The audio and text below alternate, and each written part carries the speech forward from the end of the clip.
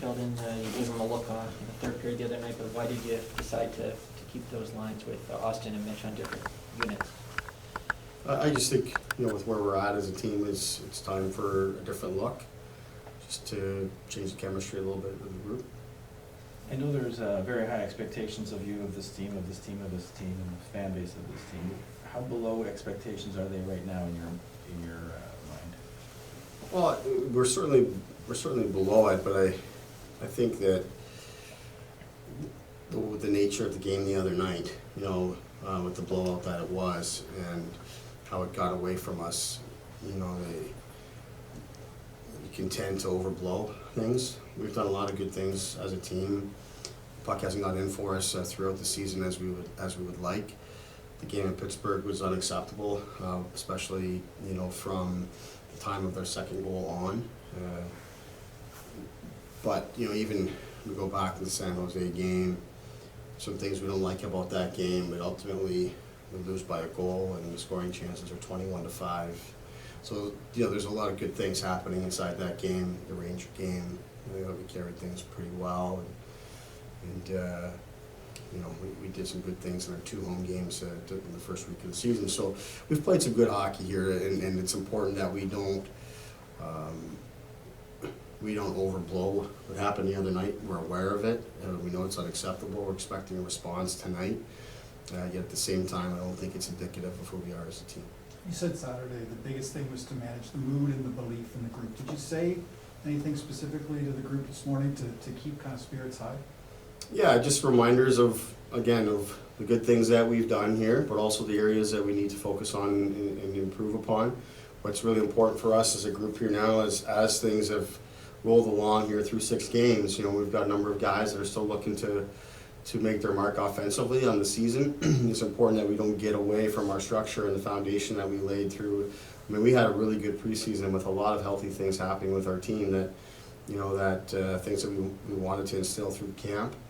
And we felt really good coming out of preseason of the work that we had put in. And as I've said here, a number of the early games, there was a lot of good things happening. And it got away on us the other night, but we just don't want that trend to continue here as we search for offense.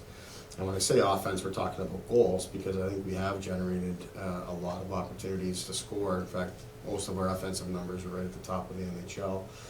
But while we're still searching for it to go over the line, we can't sacrifice our team structure and concepts. When you look at video of Carolina, what stands out most to you about why they've had success early on here? Well, I think they've just continued on what they've been doing over the last number of years. They've had a good thing going here. For the most part, their team is intact. They've added guys and made some changes along the way, but it's a team that we know very well. Of course, with Dean Chenoweth's involvement with our team here now and coming over here, and the time that he spent in Carolina and helped building what they have here.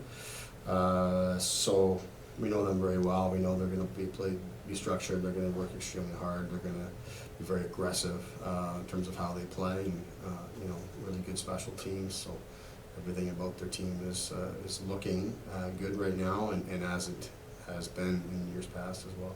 What's your sense of Austin, both in terms of his game and just how he's dealing with the puck not going in? Yeah, well, I think, again, last game for me is a bit of a throwaway in terms of assessing Austin or how he might have felt, because no one was really any good for 2 periods of that game.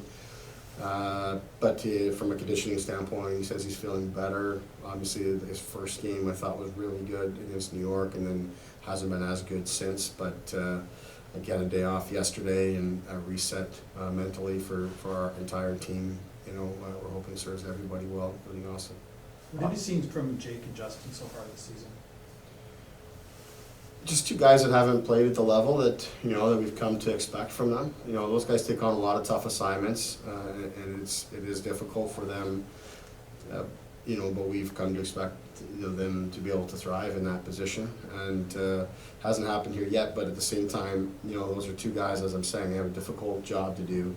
And when our team doesn't have the structure that we require, or that the league requires, makes it a lot harder on the defense and the goaltenders. So it's not just you know, with everything that we're looking at here, we're not focusing on any one or two individuals. It's how can we play better as a team? How can we stay committed to our structure and remain patient and focused, you know, while we search for the offensive chances to convert. Sorry. Austin was talking about not letting panic and noise from the outside creep in and the importance of that. What's your sense of your guys and how they're able to do that, especially with, you know, everyone's walking around with a cell phone? Yeah, it's been a message for us right from day one of camp and really through our off season is to do that. I think being out here in Raleigh, it helps that. You know, it was a great day off yesterday, and you know, things are much different here than they are in Toronto, and it's a lot easier for our guys just to be amongst themselves and be with their teammates. And it was a great opportunity yesterday for some individual discussions and just, you know, casual, you know, run-ins with guys throughout the hotel and the meals and what have you, and good time for guys to refocus and just, you know, remain committed to each other and playing together, and knowing that we've got to rely on one another to find our way, you know, to play the way we're capable of. You're going up against Freddie tonight. In your experience, when you're going up against an ex-goalie, is it an advantage for the shooters or an advantage for the goalie? I know it's the shooters. I think both things are probably a little overrated. You know, I mean, especially in our game, you know, in hockey where things are, you know, there's a lot of random events that happen throughout the game that are, you know, that aren't really controlled. And also, once you think you have somebody figured out, then you know, the shot goes to a different spot, or the goaltender's made adjustments and stuff. So I think a lot of that stuff is overblown. We just got to approach the game as we have been in terms of our plan, but we need greater execution level clearly. Not to bring up bad memories, but David Ayers is at the game tonight. I guess years later, months later now, how do you look back at that night and kind of how chaotic the entire situation was? I think, I mean, first of all, it's been a very long time, so I don't think about it very often, but you asked the question. I think the thing that stands out to me and stood out then as well, you know, while there was, it kind of blew up into a bit of a circus, I thought that what stood out to me is the Carolina Hurricanes.